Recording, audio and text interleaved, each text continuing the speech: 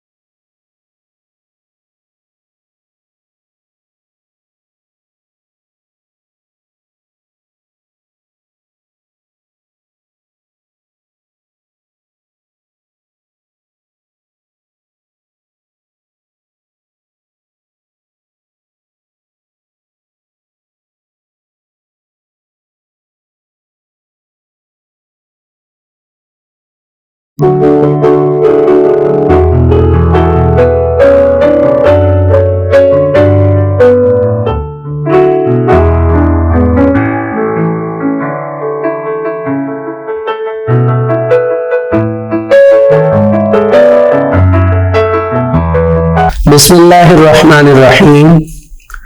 Dear students, अस्सलामु अलैकुम। Students, आज का जो आर्टिकल हम स्टार्ट करने जा रहे हैं, it is factors affecting the rate of enzyme action. Students, आप जानते हैं कि हमने अपने प्रीवियस लेक्चर में characteristics and uses of enzymes को कंप्लीट किया था। एंड स्टूडेंट्स, आप अच्छी तरह इस बात से वाकिफ हैं कि हमने बड़ी ही डिटेल में इन टॉपिक्स की डिस्कशन की थी।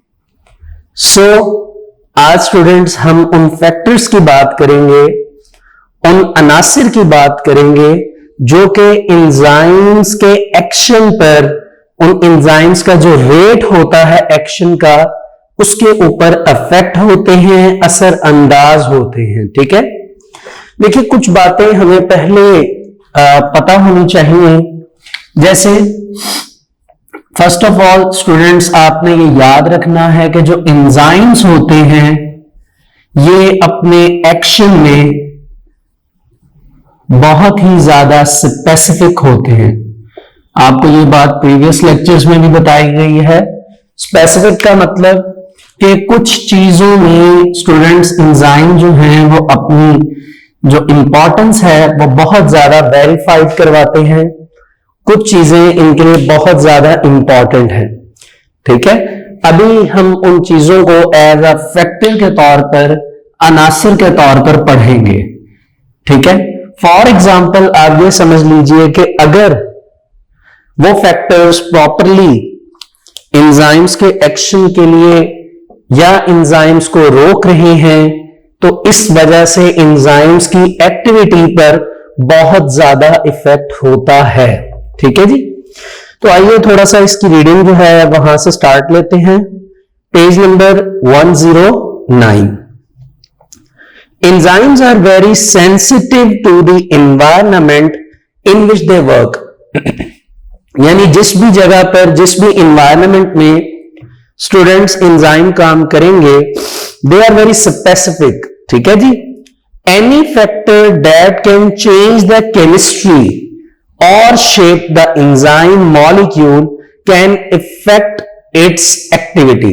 एक्टिविटी यानी उसका काम।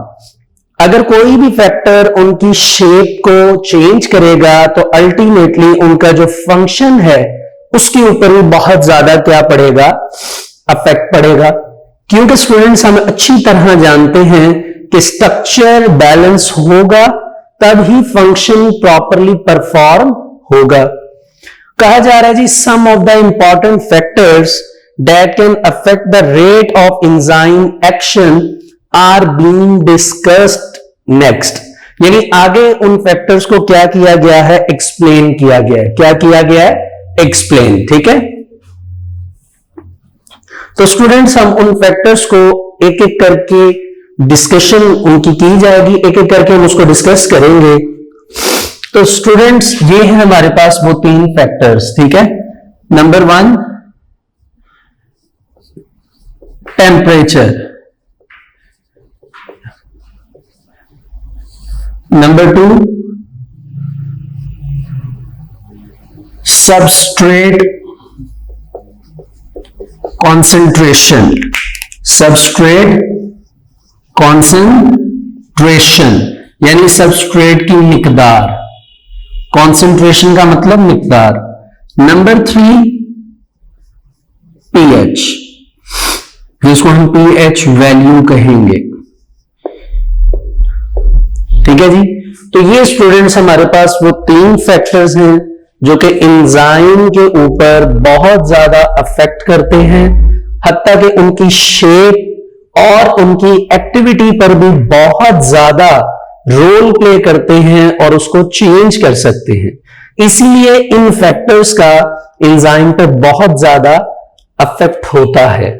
अगर तो ये अपने ऑप्टिमम लेवल पर है, ऑप्टिमम का मतलब बैलेंस, ठीक है, या कांस्टेंट लेवल पर है, तो फिर कोई प्रॉब्लम नहीं है, एंजाइम नॉर्मली अपनी फंक्शनिंग परफॉर्म करते रहेंगे जो कि उनके फंक्शंस हैं और उनका स्ट्रक्चर भी बैलेंस रहेगा।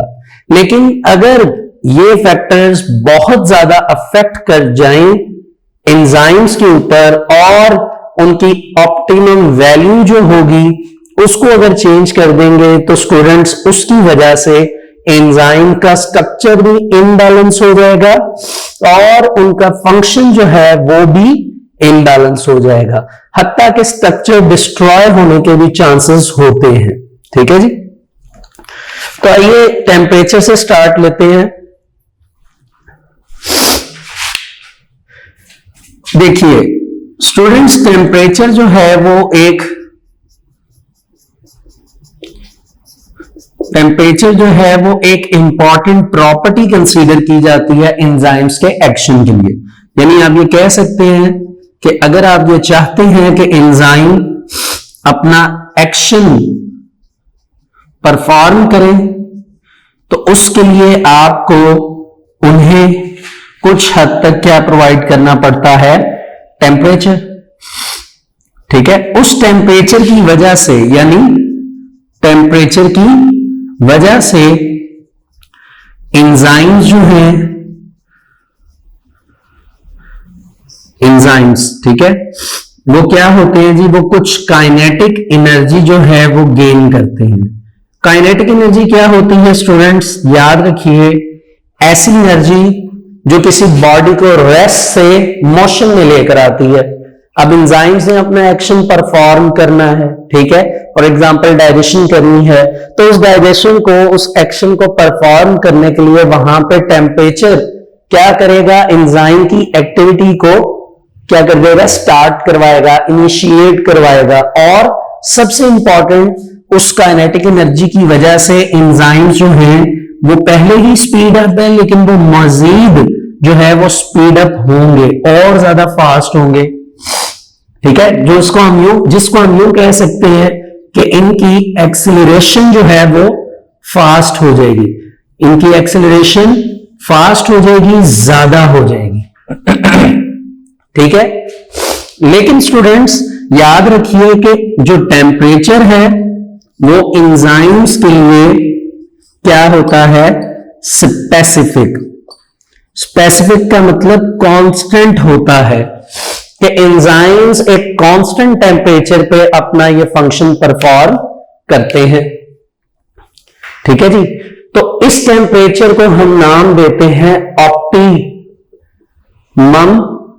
टेम्परेचर। ऑप्टिमम टेम्परेचर क्या है स्टूडेंट्स, आपको बताया गया, वो कांस्टेंट टेम्परेचर जो कि एंजाइम्स के एक्शन के लिए जरूरी है, ठीक है। अगर फॉर एग्जांपल हम बात करते हैं जी कि एंजाइम्स जो हैं वो ह्यूमन बॉडी में अपना रोल प्ले कर रहे हैं डाइजेशन का, तो जो ह्यूमन बॉडी का टेम्परेचर होगा वो ही टेम्परेचर एंजाइम्स का भी कंसीडर होगा। अब याद रखिए हमारी बॉडी का जो ऑप्टिमम टेम्परेचर है, कांस्टेंट टेम्परेचर है, वो होता है 37 डिग्री सेल्सियस। तो इस हवाले से स्टूडेंट्स एंजाइम्स का भी टेम्परेचर क्या कंसीडर होगा, 37 डिग्री सेल्सियस। इस टेम्परेचर पे मैक्सिमम लेवल तक एंजाइम्स जो है वो अपना फंक्शन परफॉर्म कर सकते हैं, ठीक है। लेकिन अगर फॉर एग्जांपल हम ये कहें कि एंजाइम्स जो हैं उनका टेम्परेचर क्या हो गया है, बहुत ज्यादा इंक्रीज हो गया है, क्या हो गया है, बहुत ज्यादा इंक्रीज हो गया है, यानी वो ऑप्टिमम टेम्परेचर से भी ज्यादा हो गया, तो क्या होगा, देखिए उससे ये होगा कि सबसे पहले तो आप ये जानते हैं कि जो एंजाइम्स हैं दे आर ग्लोब्यूलर प्रोटीन, यानी एंजाइम्स का जो ग्लोब्यूलर स्ट्रक्चर है वो ग्लोब्यूलर स्ट्रक्चर जो है उसके डिस्ट्रॉय होने के चांसेस हैं, यानी आप ये कह सकते हैं कि ज्यादा टेम्परेचर की वजह से वो डिस्ट्रॉय हो जाएंगे, ठीक है। अगर ऐसा हुआ तो हम ये कहेंगे कि एंजाइम्स अपनी नेचर को खो रहे हैं, अपनी नेचर को भूल रहे हैं, वेस्ट कर रहे हैं, जिसको हम नाम देते हैं denaturation of enzymes, denaturation of enzymes, कि एंजाइम्स डीनेचर हो रहे हैं, नेचुरली तौर पे एक स्पेसिफिक टेम्परेचर पे काम कर रहे थे, लेकिन टेम्परेचर बढ़ने की वजह से वो डीनेचुरेशन के प्रोसेस में जा रहे हैं या डीनेचर हो चुके हैं, उनकी कुदरत जो है वो बदल चुकी है, उनकी तख्लीक जो है वो बदल चुकी है। टेम्परेचर ज्यादा होने की वजह से उनका जो वो ग्लोब्यूलर स्ट्रक्चर था जो कि लॉन्ग चेन्स की वजह से बना था, वो सारे का सारा क्या हो जाएगा, डिस्ट्रॉय हो जाएगा, ठीक है। तो ये देखिए कि टेम्परेचर बढ़ाने की वजह से एंजाइम्स के ऊपर कितना ज्यादा इफेक्ट होता है, ठीक है जी।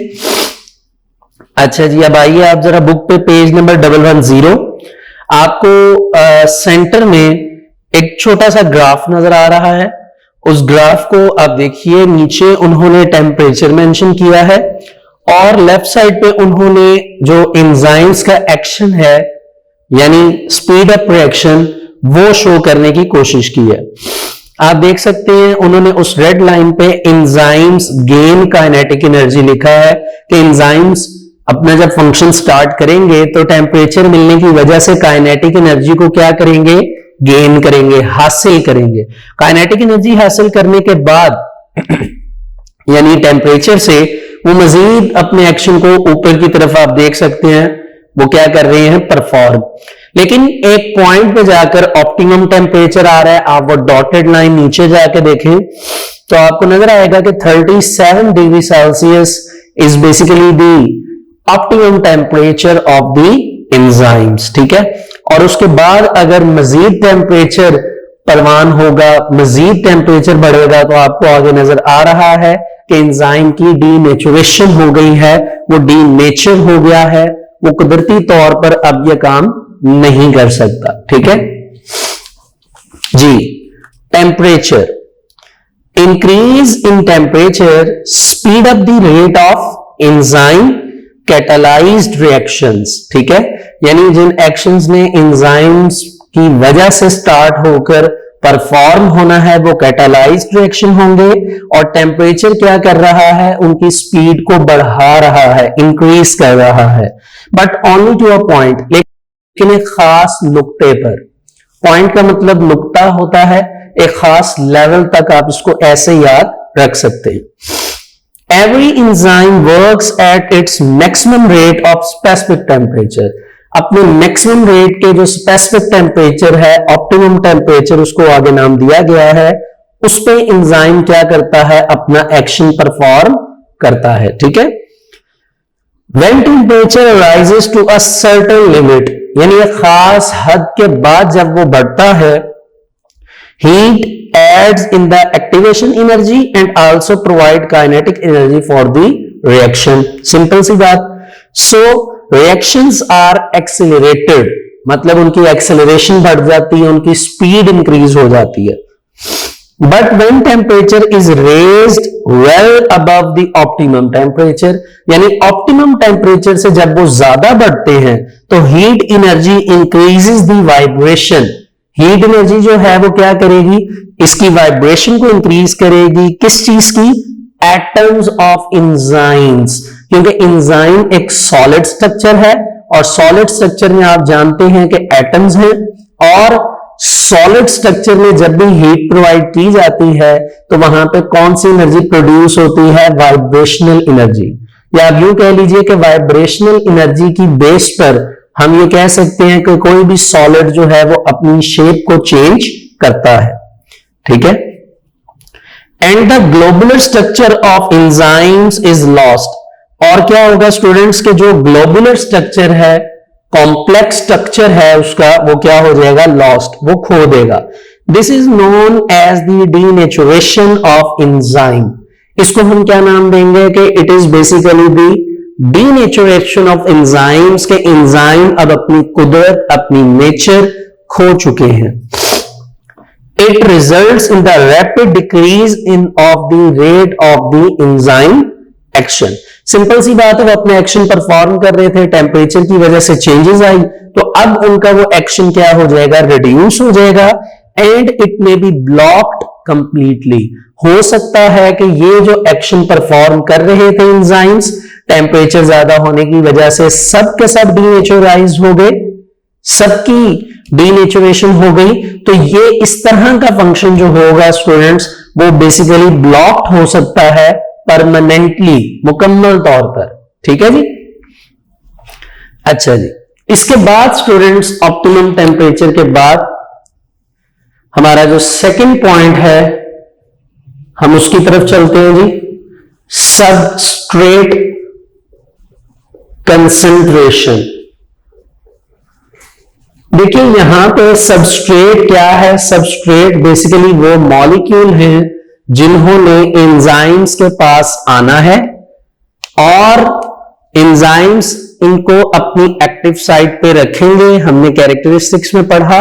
फिर वो एक्टिव साइट क्या करेगी? बेसिकली उन एंजाइम्स को ब्रेक करेगी और वो प्रोडक्ट में क्या हो जाएंगे? कन्वर्ट हो जाएंगे. तो स्टूडेंट्स यहां पे सबस्ट्रेट कंसंट्रेशन जो है, हम उसकी बात करेंगे कि एंजाइम्स के लिए कितना होना जरूरी है.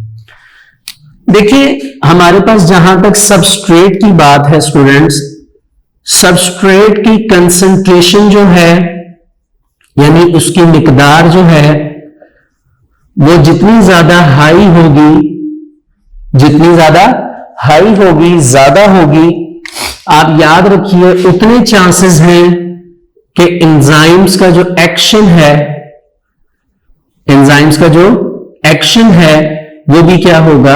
हाई होगा. और ज्यादा से ज्यादा यानी हाई अमाउंट में हमें क्या मिलेंगी?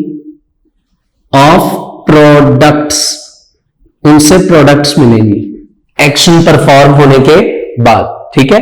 लेकिन यहां पे एक इंपॉर्टेंट बात है, वो ये है कि ये फंक्शन भी जो परफॉर्म हो रहा है सबस्ट्रेट कंसंट्रेशन का, ये भी एक स्पेसिफिक कहां तक होगा? स्पेसिफिक लिमिट तक. स्पेसिफिक लिमिट की बात क्यों आई? वो इसलिए आई स्टूडेंट्स कि एंजाइम्स जितने होंगे उनके पास उतनी ही एक्टिव साइट्स मौजूद होंगी. ठीक है. जितने हमारे पास क्या मौजूद होंगे? एंजाइम्स, उतनी ही एंजाइम्स की क्या मौजूद होंगी? Active sites. हम एक्टिव साइट्स को क्यों स्टूडेंट्स प्रमोट कर रहे हैं इतना? क्योंकि हम जानते हैं कि बेसिकली एक्टिव साइट ही वो पार्ट है एंजाइम का जिसमें बेसिकली सबस्ट्रेट को अपने ऊपर बाइंड करना है. इसीलिए हम एक्टिव साइट्स की यहां पे बात कर रहे हैं. एंजाइम्स की एक्टिव साइट्स जो हैं वो बहुत ज्यादा इंपॉर्टेंस रखती हैं. जितनी एक्टिव साइट्स होंगी उतनी ही एडिशनल हमें, मतलब कि उतने ही सबस्ट्रेट जो है वो यूज में आएंगे, उतने ही सबस्ट्रेट यूज में आएंगे. मिसाल के तौर पे सबस्ट्रेट की कंसंट्रेशन स्टूडेंट ज्यादा है, एक्टिव साइट कम है, तो क्या होगा? होगा ये कि जितनी एक्टिव साइट्स में सबस्ट्रेट बैठ चुके होंगे सिर्फ वो ही डाइजेस्ट होंगे, जो एक्स्ट्रा सबस्ट्रेट हैं वो रिएक्शन का पार्ट नहीं बनेंगे, वो पार्टिसिपेंट नहीं होंगे। ठीक है, तो अगर आपने अब ये चीज याद रखनी है कि अगर एंजाइम्स की active site completely filled up हो चुकी हैं तो उस वक्त हम ये कहेंगे कि भाई एंजाइम जो है बेसिकली वो सैचुरेशन में आ चुके हैं। सैचुरेशन का मतलब कि उन्होंने अपनी तमाम एक्टिव साइट्स को मैक्सिमम लेवल तक क्या कर लिया हुआ है, फिल अप कर लिया हुआ है, भर लिया हुआ है। अब मजीद बिल्कुल भी स्पेस नहीं है कि एंजाइम्स में मजीद सबस्ट्रेट आकर बैठ सके। तो ये बेसिकली स्टूडेंट्स हमारे पास सेकंड फैक्टर है, सबस्ट्रेट कंसंट्रेशन। आइए अब बुक पे page number 110। If enzyme molecules are available in a reaction, अगर एक रिएक्शन के लिए एंजाइम्स के मॉलिक्यूल अवेलेबल हैं, increase in substrate concentration, enzymes available हैं, आपके सबस्ट्रेट की कंसंट्रेशन बढ़ रही है, तो जाहिर सी बात है क्या होगा, increases the rate of reaction, आपका रिएक्शन का रेट भी क्या हो जाएगा, increase. If enzyme concentration is kept constant, constant से मुराद फॉर एग्जांपल आपके पास 100 एंजाइम्स हैं लेकिन सबस्ट्रेट आपके पास 200 है, अब क्या होगा देखिए, कहा जा रहा है if enzyme concentration is kept constant and amount of substrate is increased, यही बात होगी। अ पॉइंट इज रीच्ड, एक ऐसा लेवल आएगा, एक ऐसा पॉइंट आएगा where any further increase in substrate does not increase the rate of reaction any more, कि अब मजीद सबस्ट्रेट जो है वो रिएक्शन को मजीद बढ़ा नहीं सकते, मजीद बढ़ा नहीं सकते। When the active sites of all the enzymes, जब तमाम एंजाइम्स की जो एक्टिव साइट्स हैं आर ऑक्यूपाइड, मतलब हाई सबस्ट्रेट कंसंट्रेशन हो चुकी है, सारी एक्टिव साइट्स जो हैं वो सबस्ट्रेट से भर चुकी हैं, तो कहा जा रहा है any more substrate molecules do not find free active site, तो बाकी जो मॉलिक्यूल्स हैं उन्हें फ्री एक्टिव साइट्स नहीं मिलेंगी। जैसे आपको बताया 100 एक्टिव साइट्स हैं या एंजाइम्स हैं, 200 सबस्ट्रेट मॉलिक्यूल्स हैं, जाहिर सी बात है 200 में से 100 जो हैं वो आके एंजाइम्स के एक्टिव साइट पे बाइंड कर देंगे। अब बाकी जो 100 सबस्ट्रेट हैं वो इस वक्त आकर नहीं उन एंजाइम्स पे बैठ सकते क्योंकि वो तमाम एंजाइम्स ऑक्यूपाइड हो गए हैं, उनकी एक्टिव साइट्स फिल हो चुकी हैं, उनमें अब फ्री स्पेस नहीं है। ठीक है, this state is called saturation of the active site, कि अब एक्टिव साइट की सैचुरेशन हो चुकी है, एक्टिव साइट जो हैं वो मैक्सिमम लेवल तक क्या हो चुकी हैं, फिल अप हो चुकी हैं, भर चुकी हैं। अब मजीद सबस्ट्रेट जो हैं वो अभी इस रिएक्शन के पार्टिसिपेंट नहीं बन सकते, इस रिएक्शन का पार्ट नहीं बन सकते। ठीक है, and the reaction rate does not increase, और रिएक्शन का रेट मजीद अब बढ़ेगा नहीं। ठीक है, अगले पेज पे स्टूडेंट से ग्राफ सा बना हुआ है, आप उस ग्राफ को देख सकते हैं, उन्होंने आपको यही बात बताने की कोशिश की है। ठीक है, लेकिन ग्राफ जो है वो सिर्फ इस चीज को शो करते हैं कि जो बात हमने थ्योरेटिकल डिस्कस की है उसको थोड़ा सा ग्राफ सिंप्लीफाई कर देते हैं, समझ आने में आसानी होती है। ठीक है जी, लेकिन हम इस लॉन्ग क्वेश्चन को जब स्टूडेंट्स कंप्लीट करेंगे तो ये लॉन्ग क्वेश्चन में हम ग्राफ को ड्रॉ नहीं करेंगे। ठीक है, ये हमारे सिलेबस का पार्ट नहीं है थ्योरेटिकली। वैसे हम समझने के लिए कॉन्सेप्ट्स क्लियर करने हैं तो आप इसको देख सकते हैं। ठीक है जी, अच्छा जी,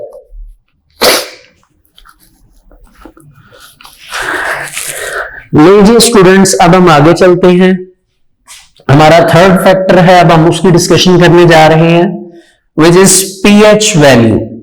देखिए स्टूडेंट्स, जो पीएच से रिलेटेड अब पॉइंट आने लगा है ये थोड़ा सा इंपॉर्टेंट है, क्योंकि पीएच से रिलेटेड कोई टॉपिक स्पेसिफिक आपने पहले नहीं पढ़ा हुआ, इसलिए मैं आपको कुछ एडिशनल बातें बताना चाहता हूं ताकि आपको पीएच से रिलेटेड सब कुछ अच्छी तरह समझ आ जाए। ठीक है, सबसे पहले तो हम इसको राइट कर लेते हैं जी, ये हमारा थर्ड पॉइंट है। कौन सा पॉइंट है? थर्ड। ठीक है, ये जी थर्ड पॉइंट, पीएच वैल्यू।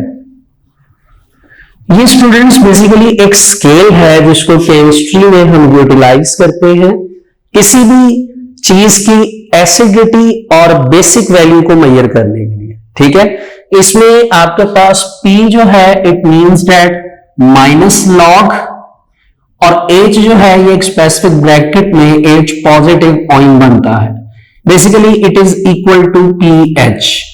एक हिसाब से आप कह सकते हैं कि this is basically the actual formula of pH। ठीक है, अब ये इसकी डिटेल जो है वो आप अभी तो नहीं, आप मैट्रिक में जाकर केमिस्ट्री में पढ़ेंगे, मैट्रिक पार्ट 2 में। अभी आपके सामने मैं बस एक सिंपल सा स्केल बनाना चाहता हूं और आपके pH, आपके एंजाइम का टॉपिक से रेलेवेंट एक दो बातें जो इंपॉर्टेंट है आपके समझने के लिए, आपको सिर्फ वो बताना चाहता हूं। ठीक है, इस तरह स्टूडेंट्स ये हमारे पास एक pH स्केल मौजूद होता है। इसमें सेक्शंस होते हैं, 1 0 से स्टार्ट होते हैं, 0 1 2 3 4 5 6 7 8 9 10 11 12 13 एंड दिस इज 14। ठीक है जी, ये स्टूडेंट्स आपके पास स्केल होता है, इसको क्या नेम दिया जाता है जी? pH scale. इस स्केल की जो रेंज है, रेंज ऑफ pH 0 से लेकर 14 तक है। ठीक है, इस स्केल का मकसद क्या है, इस स्केल का हमें बेनिफिट क्या है कि ये स्केल हमें एसिडिक मीडियम उसको यानी किसी भी एसिड को और बेसिक मीडियम यानी किसी भी बेस को अगर हमने चेक करना है तो हम बेसिकली उसकी pH वैल्यू को चेक करते हैं। ठीक है जी, अब स्टूडेंट्स एक और बात जो आपने याद रखनी है, 0 से लेके 6 तक ये सारे हमारे पास एसिड्स होते हैं। क्या होते हैं? एसिड्स। यानी अगर किसी एसिड की वैल्यू चेक कर रहे हैं तो वो 0 से 6 के दरमियान आएगी। ठीक है, और स्टार्टिंग के नंबर स्ट्रॉन्ग एसिड होते हैं लाइक 0 1 2 वगैरह, और इस तरह 3 4 5 6 वगैरह ये थोड़े से वीक एसिड्स के लिए। 7 पे आपके पास जो चीज आएगी वो न्यूट्रल होगी। ठीक है, न्यूट्रल मींस एसिडिक और बेसिक दोनों की बात नहीं होगी, जिसमें डिसॉल्व करेंगे वो बन जाएगा। इसी तरह स्टूडेंट्स 8 से लेकर 14 तक ये स्केल क्या है? बेसिक मीडियम में बेसिस को फाइंड करने के लिए यूज होता है। ठीक है, यानी उसी तरह आप देख लीजिए 8 9 10 वगैरह ये वीक बेसिस होंगी, और ऑनवर्ड 11 12 13 एंड 14 ये स्ट्रॉन्ग बेसिस होंगी। ठीक है, तो ये स्टूडेंट्स हमारे पास था pH स्केल, ये है उसका फॉर्मूला। अब हमारा क्या टॉपिक है जो हमने डिस्कस करना है, अब अपनी बात की तरफ आते हैं एंजाइम्स पर, कि स्टूडेंट्स एंजाइम्स जो है वो अपना एक्शन कैसे परफॉर्म करते हैं। देखिए एंजाइम्स जो है ये अपनी एक स्पेसिफिक, जो उनकी pH है वो क्या होती है? स्पेसिफिक। एक स्पेसिफिक pH पे जो है वो अपना क्या परफॉर्म करते हैं? फंक्शन। यानी आप ये कह रहे हैं कि एक स्पेसिफिक pH पे वो अपना फंक्शन क्या करेंगे? परफॉर्म करेंगे। ठीक है, जैसे उन्होंने कुछ एग्जांपल्स दी हैं हमें बुक में, हमें एक एग्जांपल दी गई है जी पेप्सिन की। पेप्सिन एक स्ट्रॉन्ग एसिड है, एक स्ट्रॉन्ग एंजाइम है बल्कि, और ये हमारी स्टमक में पाया जाता है।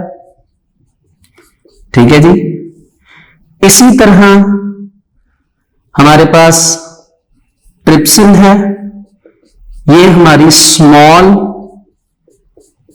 इंटेस्टाइन में पाया जाता है। ठीक है जी, दोनों एंजाइम्स जो हैं वो अपना अपना फंक्शन परफॉर्म करते हैं अपने अपने ऑर्गन में। ठीक है, डिफरेंट ऑर्गन है, और इनकी स्पेसिफिक pH होती है जिस पर रहकर ये काम करते हैं। ठीक है, अभी हम वो देखते हैं, उन्होंने बताया हुआ है उस स्पेसिफिक pH पे अगर ये काम करेंगे तो ये एंजाइम्स अपना एक्शन परफॉर्म रेगुलरली करते रहेंगे। ठीक है, यानी पेप्सिन एंड ट्रिप्सिन अगर अपने स्पेसिफिक या आप कह लीजिए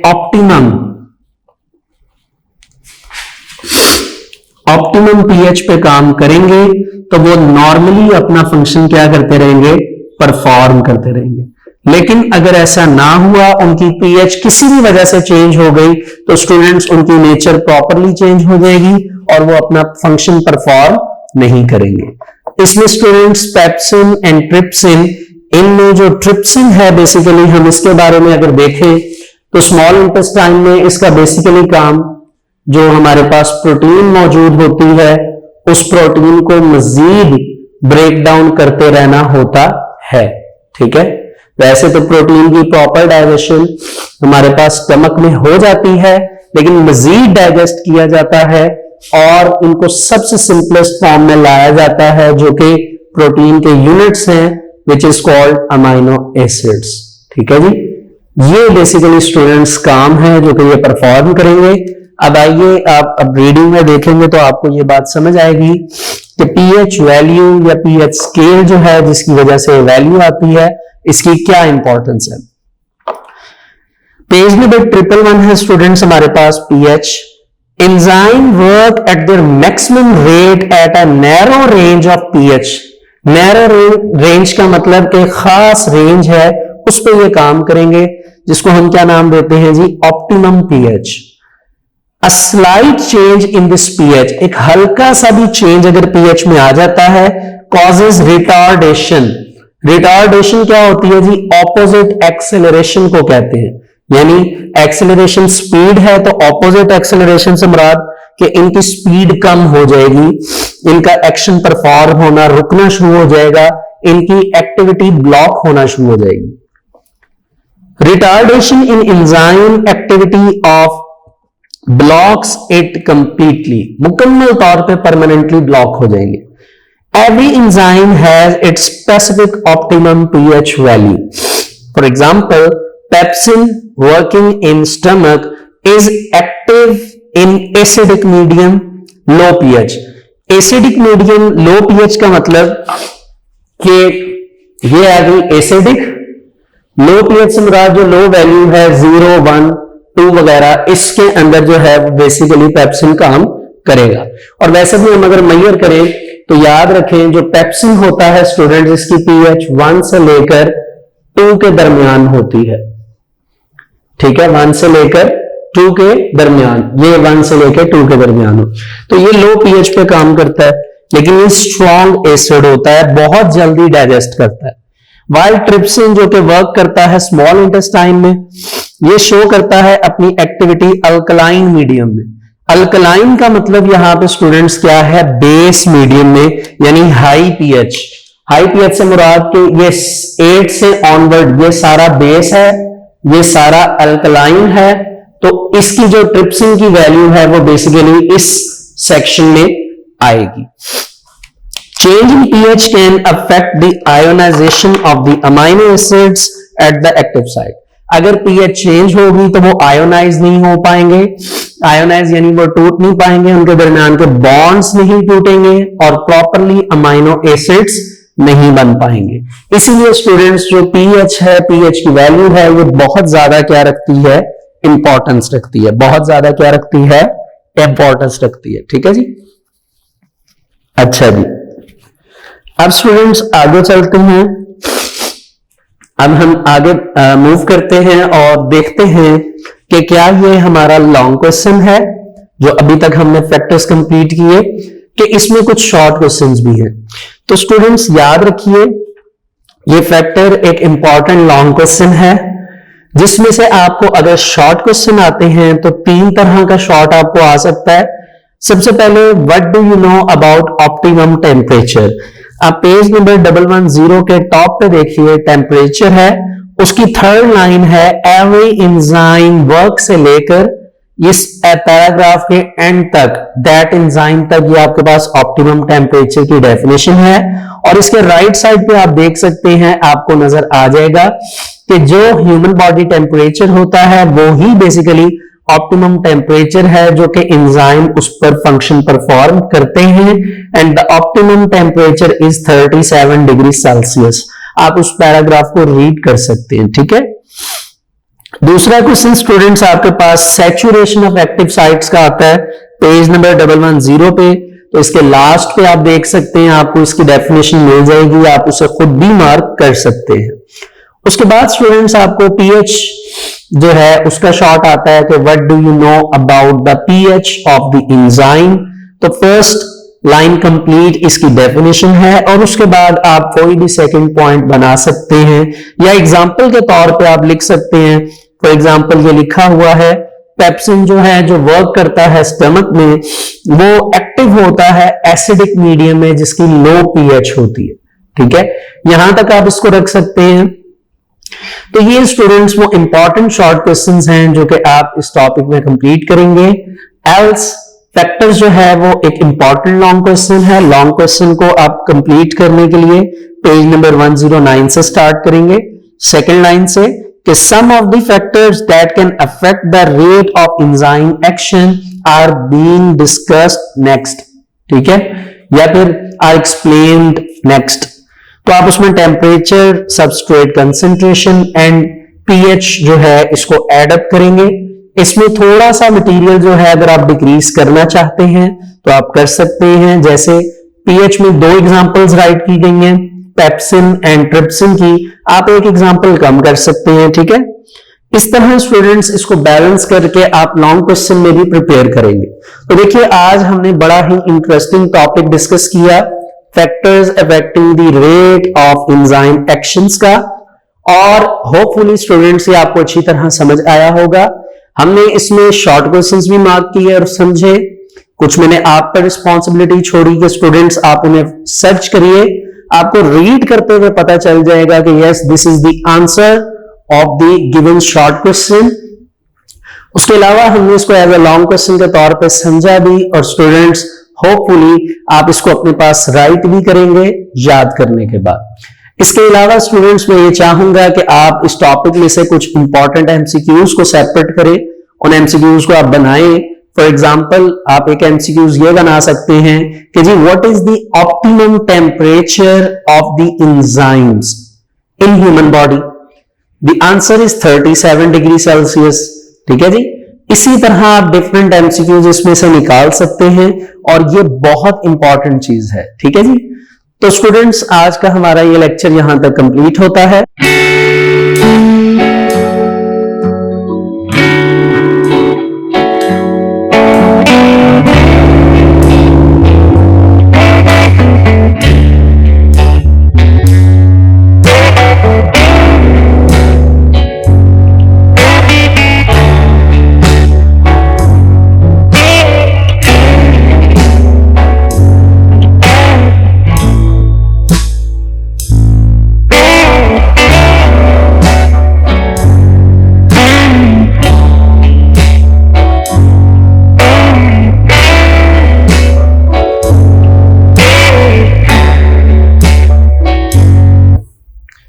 स्टूडेंट्स जो आर्टिकल हम आज स्टार्ट करने जा रहे हैं, it is mechanism of enzyme action. Students आपको याद होगा कि हमने अपने प्रीवियस लेक्चर में प्रॉपरली डिस्कशन की थी फैक्टर्स की, जिसमें हमने यह देखा था कि कैसे कुछ इंपॉर्टेंट फैक्टर्स हैं जो कि एंजाइम के एक्शन के ऊपर अफेक्ट करते हैं, जिसमें स्टूडेंट्स हमने temperature, pH value and substrate concentration की बात की थी।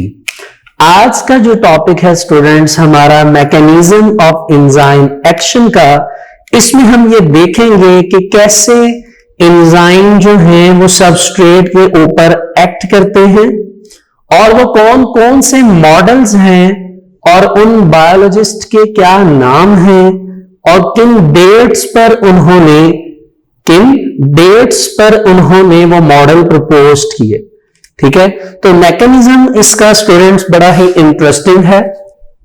देखिए आपके पास फॉर एग्जांपल एक ई स्टैंड फॉर एंजाइम है, प्लस आपके पास सबस्ट्रेट है, वो सबस्ट्रेट आएगा एंजाइम के साथ मिल जाएगा, जिसकी वजह से आपके पास एंजाइम, सबस्ट्रेट कॉम्प्लेक्स का स्ट्रक्चर बनेगा।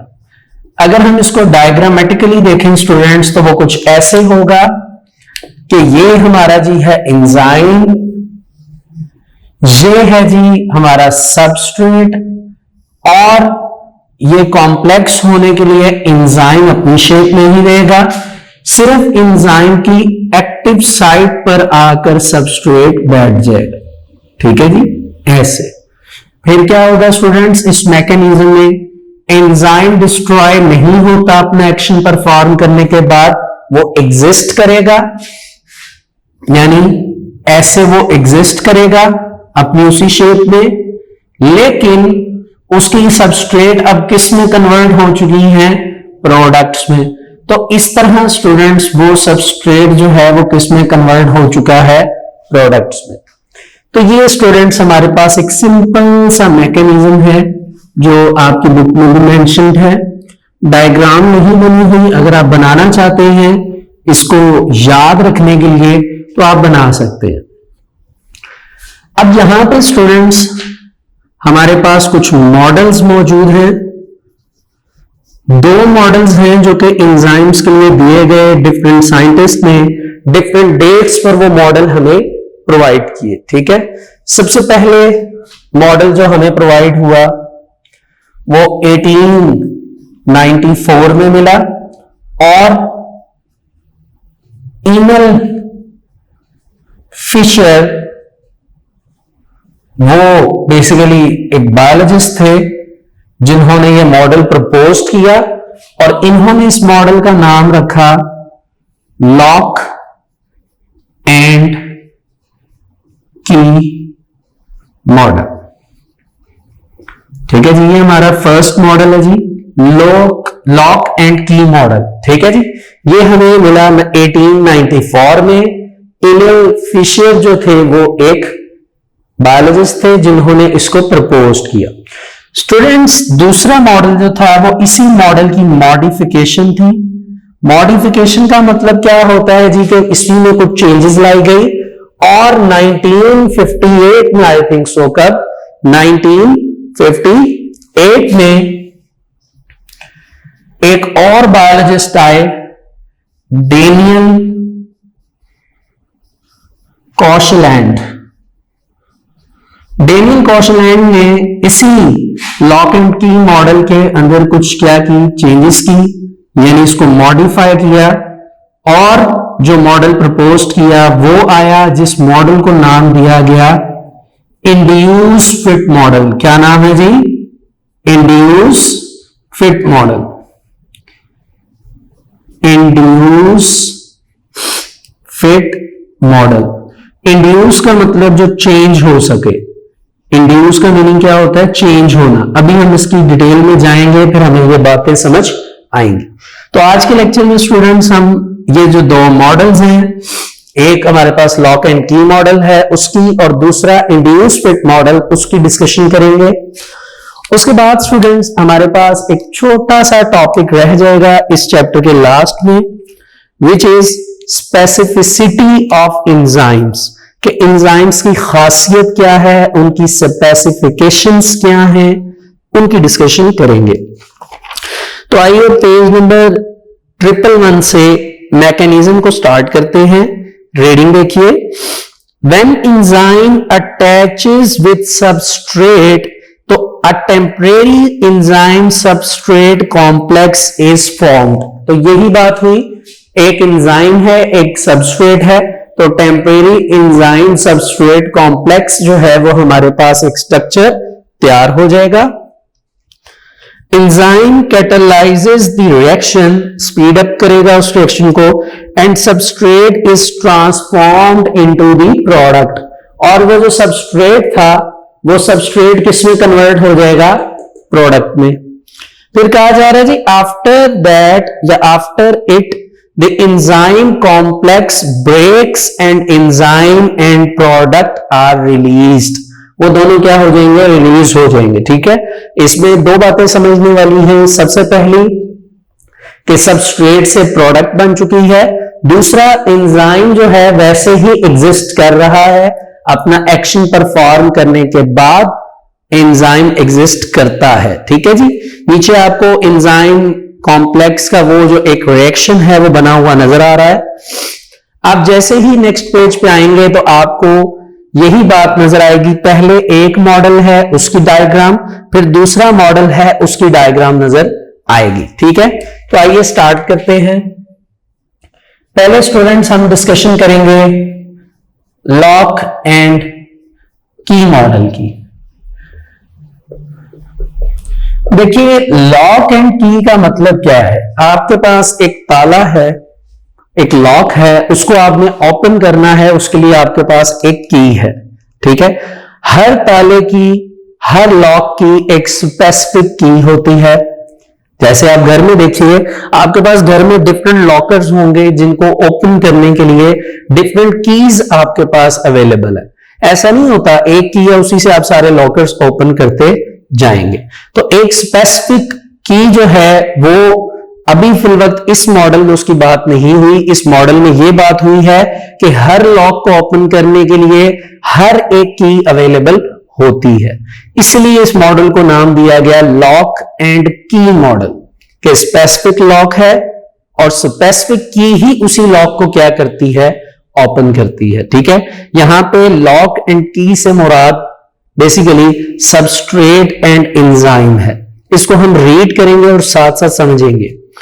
तो स्टूडेंट्स, कहा जा रहा है कि in order to explain the mechanism of enzyme action, a German chemist Emil Fischer in 1894 proposed the lock and key model। ठीक है, छोटा सा मॉडल है, 2 लाइंस में उन्होंने एक्सप्लेन कर दिया है।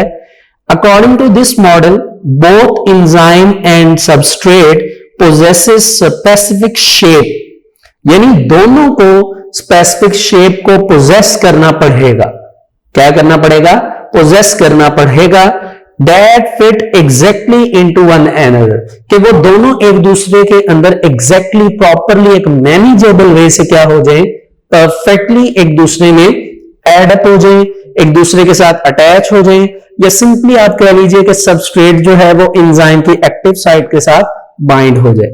इसमें क्या पढ़ने को और क्या हमें समझने को मिल रहा है कि सबस्ट्रेट एंड एंजाइम दोनों को यह काम करना पड़ेगा। ठीक है, This model explain the enzyme specificity। अब डायग्राम देखिए, आपको एक एंजाइम की डायग्राम नजर आ रही है। ऊपर आप देख सकते हैं एक सबस्ट्रेट है और एंजाइम के नीचे उन्होंने एक्टिव साइट बनाई है। अब आप ये देखिए कि एंजाइम सबस्ट्रेट कॉम्प्लेक्स बना है। जो डायग्राम बनी हुई है वो कुछ ऐसे है। उन्होंने बताया जी ये एंजाइम सबस्ट्रेट कॉम्प्लेक्स है। ठीक है, ये ऊपर आप देखिए इस तरह आप कह सकते हैं ये सबस्ट्रेट, आप शेप कोई भी बना सकते हैं। ठीक है, ये आपका क्या है, एंजाइम है, और ये आपकी क्या है, ऊपर मौजूद सबस्ट्रेट है।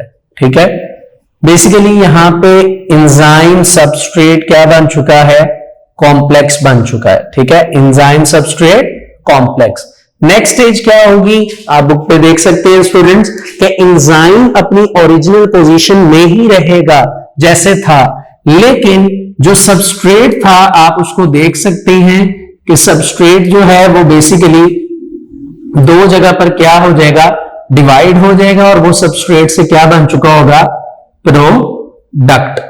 ठीक है, और एंजाइम जो है वो अपनी ओरिजिनल शेप में वैसे ही मौजूद होगा। ठीक है, तो इस मॉडल ने एक चीज तो हमें वो ही बताई जो हमने स्टार्ट में एक कॉमन रूल की तरह मैकेनिज्म को पढ़ा, लेकिन एडिशनल बात क्या बताई इस स्ट्रक्चर ने जो लॉक एंड की मॉडल है कि एक स्पेसिफिक सबस्ट्रेट होगा तो एक स्पेसिफिक एंजाइम होगा, तब ही ये आपस में क्या कर सकते हैं, एक्ट कर सकते हैं उसी तरह जिस तरह एक स्पेसिफिक ताला होता है और उसके लिए स्पेसिफिक कीज होती हैं, चाबियां होती हैं जो उस ताले को खोलती हैं। ठीक हो गया जी। अब ये स्टूडेंट्स हमारे पास दूसरा मॉडल है, वो है इंड्यूस फिट मॉडल। देखिए इंड्यूस फिट मॉडल जो है इसमें मैंने आपको ये बताया कि वर्ड इंड्यूस का मतलब क्या है, चेंज। देखिए कोशलैंड ने जब 1958 में ये मॉडल दिया तो बेसिकली ये चेंज की बात उन्होंने, जो ऊपर मौजूद मॉडल है लॉक एंड की मॉडल, उसमें मॉडिफिकेशन से की। मॉडिफिकेशन क्या है जी, कि चेंजेस की बात की गई। बात इन्होंने बहुत सिंपल की, इन्होंने ये कहा कि जो एक्टिव साइट होती है, जो एक्टिव साइट होती है बेसिकली वो एक रिजिड स्ट्रक्चर नहीं है।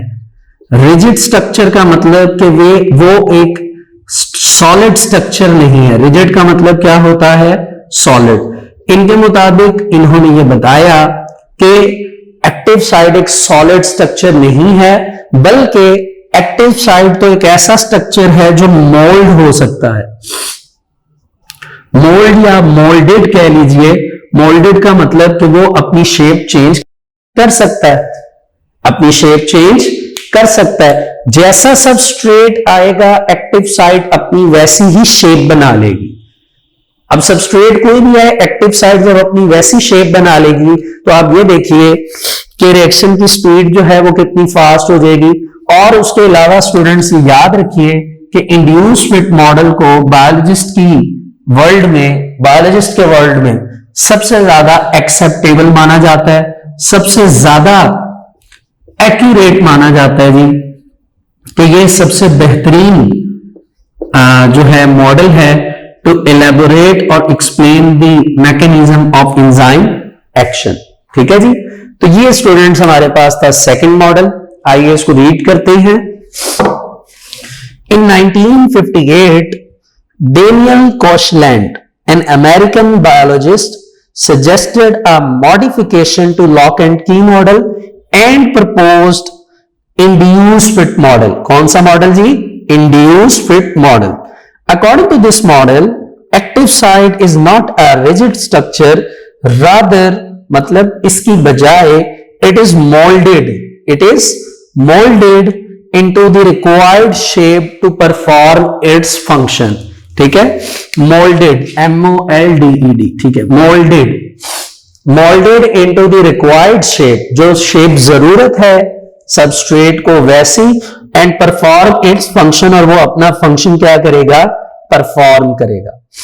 Induced fit model is more acceptable than lock and key model of enzyme action. अब देखिए आपको एक्टिव साइट नजर आ रही है, एंजाइम नजर आ रहा है, ठीक है, ग्लोबुलर स्ट्रक्चर बनाया गया। सबस्ट्रेट की शेप देखिए, उसके बॉटम से आपको नजर आ रही होगी सबस्ट्रेट की शेप कुछ ऐसे करके है और ऊपर से कुछ ये शेप है। आपने इस शेप को फोकस करना है, जो कि बेसिकली किस पर आकर बैठेगी, एक्टिव साइट पे। ठीक है, आप देख सकते हैं एक्टिव साइट पे वो बैठा और एंजाइम सबस्ट्रेट कॉम्प्लेक्स बन गया। और ऊपर क्या लिखा हुआ है जी कि active site changes its shape. क्यों? लेफ्ट साइड पे जो एंजाइम आप गौर करिए उसकी शेप एक लॉन्ग वी शेप बनी हुई है, लेकिन सबस्ट्रेट की शेप थोड़ी सी डिफरेंट है। तो क्या हुआ, एंजाइम ने अपनी एक्टिव साइट की शेप को चेंज कर लिया उसकी बुनियाद पर, जो कि सबस्ट्रेट की शेप है, जिस वजह से ये इजीली एक दूसरे में एडजस्ट हो गए और एंजाइम सबस्ट्रेट क्या बन गया, कॉम्प्लेक्स बन गया। ठीक है जी। ये थे स्टूडेंट्स हमारे पास मैकेनिज्म्स ऑफ एंजाइम एक्शन के दो इंपॉर्टेंट मॉडल, जिन मॉडल्स को हमने अभी डिटेल में डिस्कस भी किया। And hopefully it is so simple कि आपको ये समझ भी आ गई है और होपफुली आपको इनमें कोई प्रॉब्लम भी नहीं है। लीजिए स्टूडेंट्स, अब इस चैप्टर का एक लास्ट हमारे पास टॉपिक है जिसको अब हम डिस्कस करने जा रहे हैं, स्पेसिफिसिटी ऑफ एंजाइम। देखिए स्पेसिफिसिटी का मतलब क्या है, स्पेसिफिसिटी का मतलब है इंपॉर्टेंस, कि एंजाइम्स की क्या इंपॉर्टेंस है। वैसे तो स्टूडेंट्स देखा जाए स्पेसिफिसिटी देखा जाए तो मैं चैप्टर के स्टार्टिंग से ही आपको एंजाइम्स की इंपॉर्टेंस बताता चला आ रहा हूं, लेकिन फिर भी थोड़ा सा इसको एक्सप्लेनेशन में समझ लेते हैं ताकि पूरा कॉन्सेप्ट जो है वो प्रॉपरली समझ आ जाए। अच्छा जी, कहा जा रहा है सबसे पहली बात तो उन्होंने एमसीक्यूज का तौर पर बता दी कि टोटल 2000 एंजाइम्स हैं जो कि अभी जाने गए हैं, ठीक है, जिसमें से अगर हम बात करें अपने सिलेबस के अकॉर्डिंग तो एक एंजाइम है जी प्रोटीएज।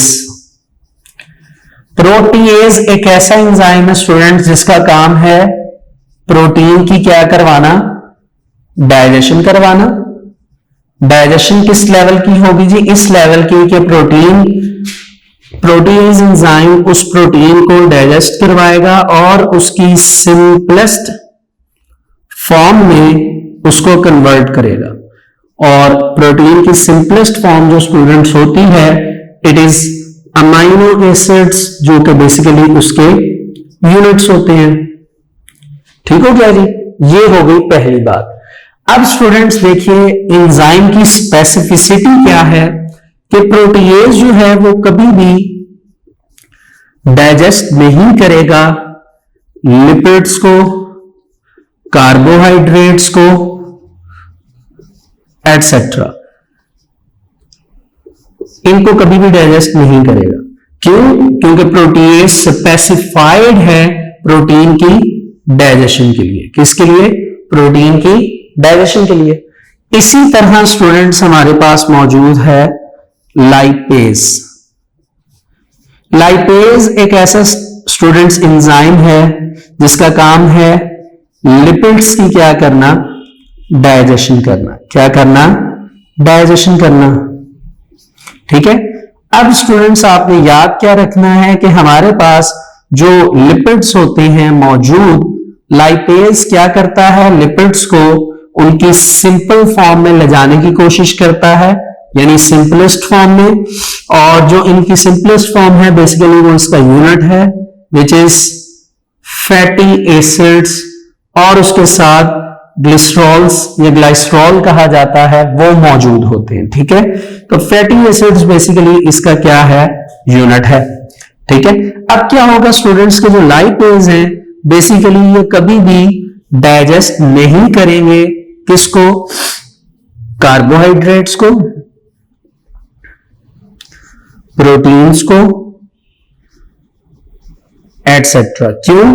क्योंकि बेसिकली स्टूडेंट लिपिड्स जो हैं वो स्पेसिफाइड हैं किसकी डाइजेशन के लिए, लाइपेज स्पेसिफाइड हैं किसकी डाइजेशन के लिए, लिपिड्स की डाइजेशन के लिए। इसी तरह प्रोटीन्स के बारे में स्टूडेंट्स हमने एक प्रीवियस लेक्चर था, उस प्रीवियस लेक्चर में हमने प्रोटीन की भी डिस्कशन की थी। प्रोटीन की बल्कि सॉरी हो चुकी है, प्रोटीन की हो चुकी है, लिपिड्स की हो चुकी है, कार्बोहाइड्रेट्स रह चुके हैं। तो पीएच में हमने कार्बोहाइड्रेट्स की भी बात कर ली है थोड़ी बहुत।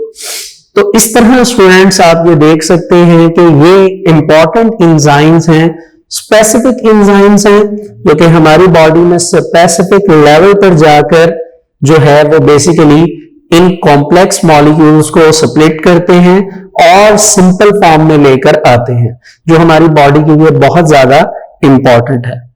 जहां तक बात स्टूडेंट्स कार्बोहाइड्रेट्स की रह गई है, मैंने अभी वैसे आपको थोड़ी देर पहले बताया कि हमने उसको पीएच में डिस्कस किया है एटसेट्रा। ऐसा नहीं है स्टूडेंट्स वो गलती से मैंने आपको पीएच कह दिया, पीएच में भी हमने प्रोटीन्स की ही डिस्कशन की थी। बेसिकली कार्बोहाइड्रेट्स का एक हल्का सा हमने टच दिया था यूजेस ऑफ एंजाइम्स में। वहां पे बायोलॉजिकल डिटर्जेंट में हमने पढ़ा था अमाइलेज के बारे में, ठीक है, जो कि यूज होता था कार्बोहाइड्रेट्स को डाइजेस्ट करने में। इस तरह हमारे पास कम से कम 200 जो हैं वो नॉन एंजाइम्स हैं जो वर्कआउट करते हैं, बहुत इंपॉर्टेंट है हमारे लिए। लेकिन उसमें से स्टूडेंट्स चंद एक इंपॉर्टेंट नाम है जो कि हमारे सिलेबस में है, like proteases, amylase, trypsin, lipase. ठीक है, ये वो नेम्स हैं जो कि अब आपको याद हो जाने चाहिए। एक एडिशनल बात ये करता चलूंगा, अभी जो मैंने आपके सामने नाम लिए फॉर एग्जांपल आप देख लीजिए, प्रोटीएज, लाइपेज, ठीक है, इस तरह और भी है। देखिए ज्यादातर अगर एंजाइम्स की पहचान करनी हो तो इनके लास्ट पे ASE आता है। अगर ASE मौजूद है इट मींस दैट के कंफर्म वो हमारे पास क्या है, एंजाइम्स। कुछ एंजाइम्स होती हैं जिनके लास्ट पे नहीं होता, लेकिन उनकी नेचर पे डिपेंड करता है। लेकिन जहां पे भी ASE आएगा इट मींस दैट वो एंजाइम्स हैं। अब जिस तरह आप देखिए ट्रिप्सिन है, ये भी एक एंजाइम के तौर पे यूज होता है, लेकिन इसमें एंजाइम की जो रिप्रेजेंटेशन के लिए लास्ट पे एस ही है, जिस तरह इनमें मौजूद है वो मौजूद नहीं है। ठीक है, ये डिफरेंस भी याद रखें। सिंपल सी बात, जहां पे एस ही आएगा आप इसको बिल्कुल यकीन के साथ कह सकते हैं कि एंजाइम है। जिसके लास्ट पे एस ही नहीं है और एंजाइम भी कंसीडर हो रहा है, इट मींस दैट एंजाइम होने के अलावा उसका शायद कोई और फंक्शन भी हो सकता है।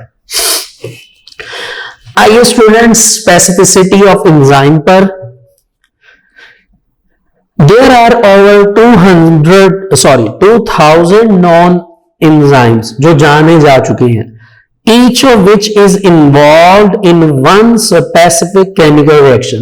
जो हर कोई अपना एक स्पेसिफिक रिएक्शन जो है वो परफॉर्म करता है।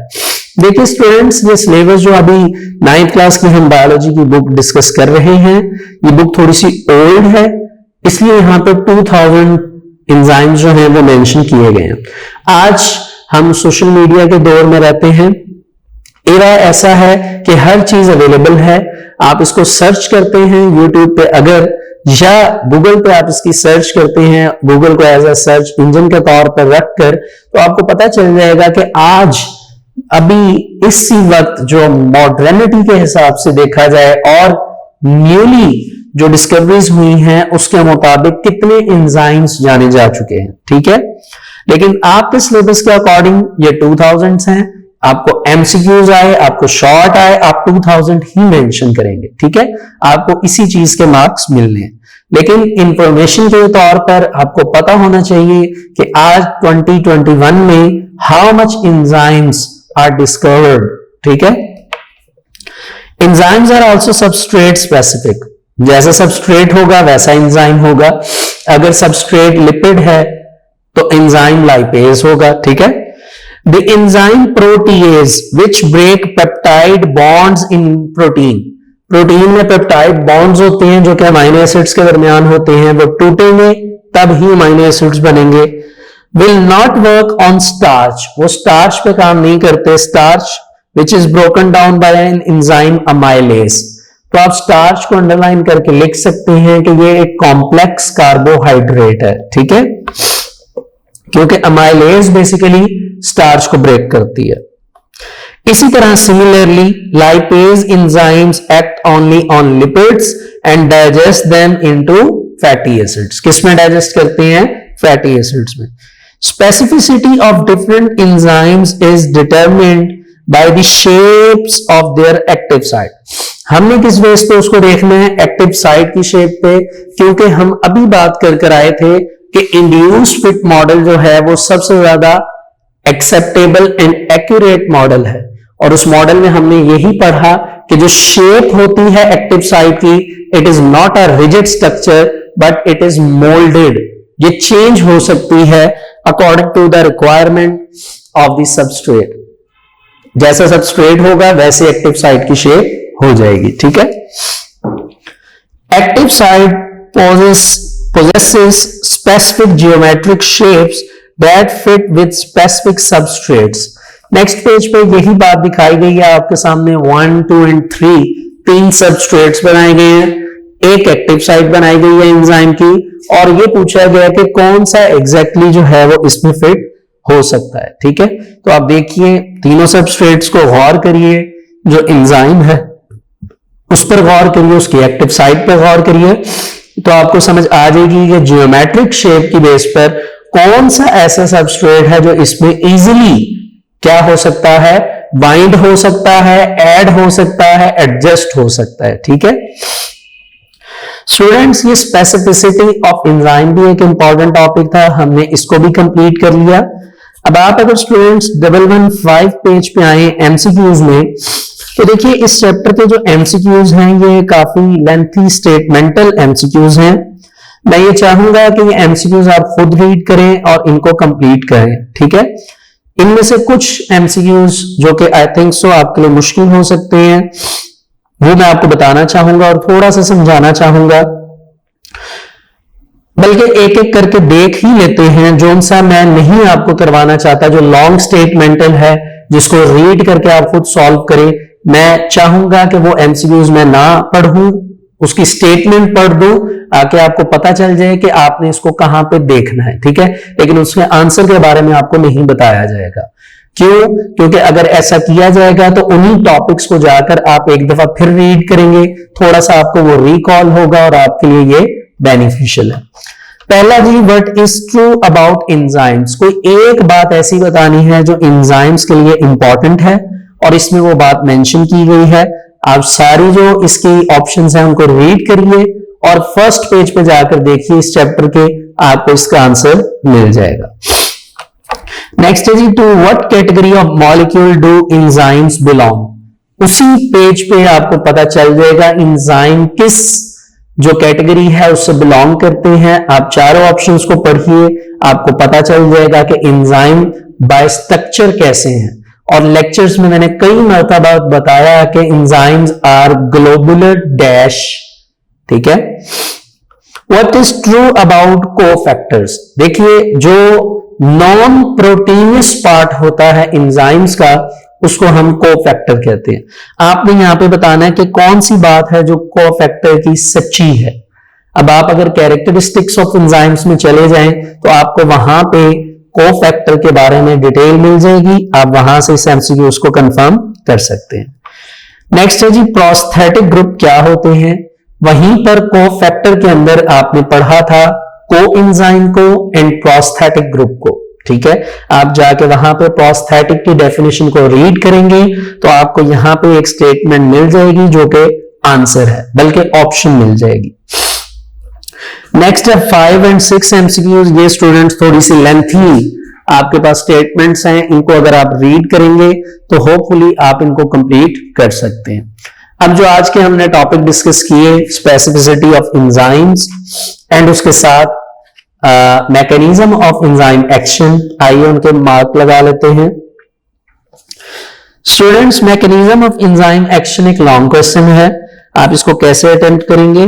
पेज नंबर 111 पे आपको फर्स्ट 2 लाइंस प्रोडक्ट तक लिखनी पड़ेंगी। उसके बाद नीचे आपको एक रिएक्शन लिखा हुआ नजर आ रहा है, E+S to form ES complex to form E+P, ठीक है। उसके बाद अगर आपको वो क्वेश्चन में एक मॉडल पूछते हैं लाइक इंड्यूस फिट मॉडल, तो आप सिर्फ इंड्यूस फिट मॉडल लिखेंगे। नहीं तो स्टूडेंट्स, ये मॉडल लॉन्ग क्वेश्चन में आते होते हैं, कभी ये एक मॉडल आ जाता है 4 मार्क्स का, कभी ये दोनों मॉडल आ जाते हैं 2.5 मार्क्स ईच, यानी 5 मार्क्स के दोनों आते हैं, ठीक है। आप इसको कैसे लिखेंगे, एक तो फर्स्ट आप इंट्रोडक्शन लिखेंगे, सेकंड में आप उसकी जो डेफिनेशन कह लीजिए या स्टेटमेंट कह लीजिए जो बनेगी वो लिखेंगे।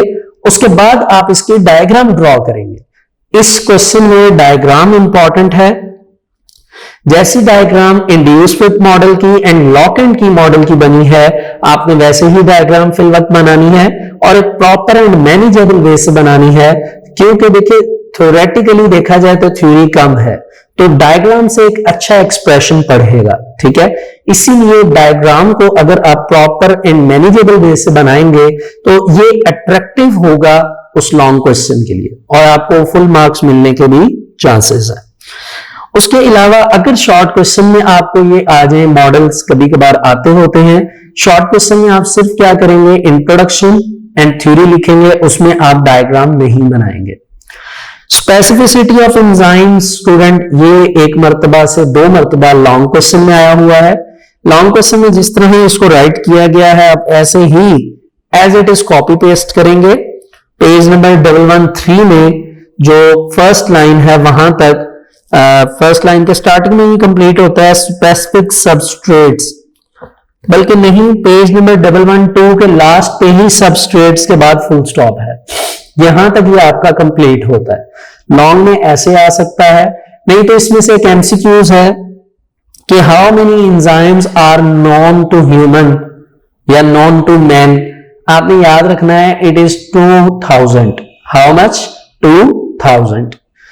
इस तरह स्टूडेंट्स ये हमारे कुछ लॉन्ग एंड शॉर्ट के डिफरेंट फेज में आने वाले क्वेश्चंस थे जो मैंने आपको बताए, हमने देखे एंड समझे। उसके बाद स्टूडेंट्स आपको एमसीक्यूज से रेलिवेंट थोड़ा सा गाइड किया गया और ज्यादा मैंने आपके ऊपर रिस्पॉन्सिबिलिटी रखी ताकि आप एमसीक्यूज के थ्रू इस चैप्टर को एक दफा फिर से रिवाइज कर सकें। इसके बाद स्टूडेंट्स पेज नंबर 116 पे अंडरस्टैंडिंग द कॉन्सेप्ट में कुछ क्वेश्चंस हैं, उन्हें अगर आप देखें तो अच्छी बात है, आपके कॉन्सेप्ट्स बिल्डअप होंगे।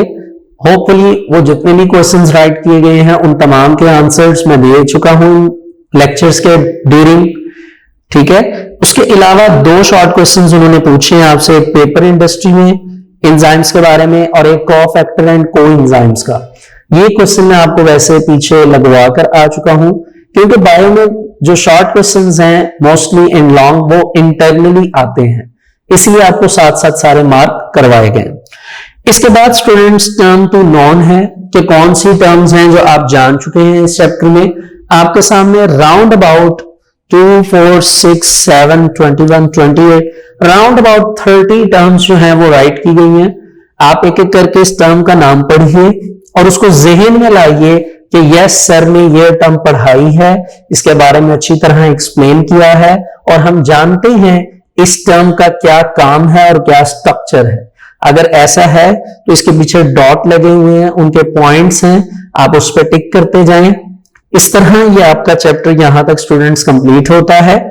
इस चैप्टर से रेलिवेंट स्टूडेंट्स जो हमारा आज का लास्ट लेक्चर था, जिसमें हमने mechanism of enzyme action and specificity of enzyme को डिस्कस किया। इससे रेलिवेंट स्टूडेंट्स अगर आपका कोई भी क्वेश्चन हो तो मोस्ट वेलकम, आप उस क्वेश्चन को बेझिझक पूछ सकते हैं। उसके लिए आपके इस लेक्चर के लास्ट पे एक व्हाट्सएप नंबर अटैच किया गया है, आप उस व्हाट्सएप नंबर पे वॉइस टेक्स्ट, ठीक है, उस पे टेक्स्ट सिंपल या कॉल कुछ भी कर सकते हैं और अपना जो भी क्वेश्चन है आप वहां से पूछ सकते हैं। होपफुली एडमिनिस्ट्रेशन से जैसे ही कोई मैसेज रिसीव होता है आपको वैसे ही एज इट इज उसका आंसर कर दिया जाएगा। इसके अलावा स्टूडेंट्स मैं चाहूंगा कि आप इस चैप्टर के इंटरनल एमसीक्यूज जरूर बनाएं। जैसा कि आपने देखा कि इसके एमसीक्यूज कितने लॉन्ग स्टेटमेंटल हैं और कुछ इररिलेवेंट से भी लग रहे हैं, तो इसके इंटरनल एमसीक्यूज बहुत इंपॉर्टेंट हैं, ठीक है। लाइक इंड्यूस फिट मॉडल किसने प्रपोज किया एंड व्हेन, तो आपको डेट भी याद होनी चाहिए, नेम भी याद होना चाहिए। जैसे मैंने आपको सामने राइट किया तो बिल्कुल वो मैंने पहले से याद किया हुआ है, मैंने आपको सामने राइट कर दिया। इसी तरह आपको भी याद होना चाहिए क्योंकि आपने पेपर अटेम्प्ट करना है। इसके अलावा जी स्टूडेंट्स आपको कोई भी इश्यू हो आपको बता दिया गया है, इस वीडियो के लास्ट पे नंबर प्रोवाइड किया गया है, आप पूछ सकते हैं। सो अपना बहुत सारा ख्याल रखिए। इंशाल्लाह नेक्स्ट टाइम नेक्स्ट लेक्चर के साथ फिर मुलाकात होगी। अभी के लिए आपसे इजाजत चाहता हूं। अल्लाह हाफिज।